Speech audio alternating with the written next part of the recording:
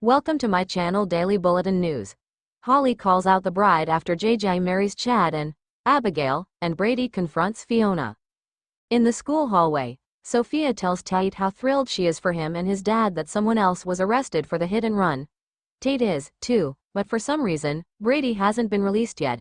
When he tells her the real suspect is Fiona Cook, Sophia gapes. "I know that bitch." EJ brings a shamed Fiona to a jail cell across from Brady. He smugly tells Brady he's still a suspect and leaves them to hash out their versions of the truth. Brady glowers, wondering how he could have been so wrong about Fiona. But forget him. "How could you do that to Sarah?" Fiona cowers.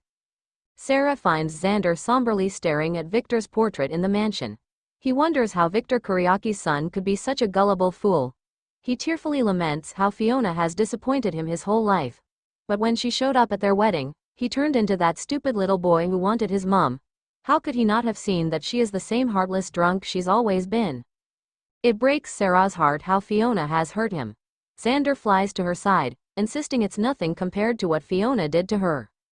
And now Sarah might be charged with perjury for protecting him from almost killing Brady. Sarah reminds him Fiona confessed, but Xander points out she only confessed to them. God knows what she's saying to the cops. They have to set the record straight and free Brady. Not only because he's innocent, but because it's the only way Kristen will give them Rolf's serum to help Sarah walk again. When Sarah's better, Xander vows they will make Fiona pay. In Paris, Abigail talks to Mark over the phone in a bedroom. Despite him not telling her what Clyde's orders are, she trusts he will take care of it. In the meantime, she will marry Chad and get Clyde his money. Hanging up, she holds up her off-white dress in a mirror. "You can do this," she says, sighing. "It's for Mom." In the apartment living room, Chad looks at his and Abby's wedding photo. Across the room, a text message on his phone from Kayla reads, "She's not Abby." Holly comes over, excited for the wedding. When he asks, she reports that things are a little awkward with her mom. Speaking from experience, he says fixing that relationship is important. She says she has another relationship that needs fixing and updates him on her Tate drama. Abigail comes out in a sleeveless, crochet slip dress. Chad beams. Through tears in jail, a shaky Fiona explains to Brady that she panicked after hitting Sarah. Her mind was racing, and her world was about to end, but there he was, blissfully ignorant. She had done research upon coming to Salem and knew that Maggie had been framed in a similar manner. Brady says she didn't just put him in the driver's seat, she put him in a guilt-ridden hell. But now it's her turn to suffer. Her turn to be in hell. After more grousing from Brady, Fiona insists she does care about him. The only person she hates is herself. Brady doesn't want to see or hear from her again. He slumps on his cot as Fiona sobs. At the high school, Sophia tells Tate how she waited on Fiona at the bistro. She seemed nice and a little lonely, as Fiona asked about her dating life. When she mentioned Tate's name, Fiona demanded she keep quiet about serving her a martini. He asks if Sophia would talk to the police and testify if it comes to that. Sophia would do anything to help him and his family. Tate says he's lucky to have a friend like her. Hugging him, Sophia looks off with an inscrutable expression. The bell rings, and Tate fondly watches her as they part ways. Sarah and Xander meet with EJ at the police station. Xander says his mother can rot in hell, but Brady should be released. EJ assumes there's a reason Sarah has changed her story and that they are so desperate for Brady's freedom. Until he knows the whole truth and is 100% certain, Brady stays put.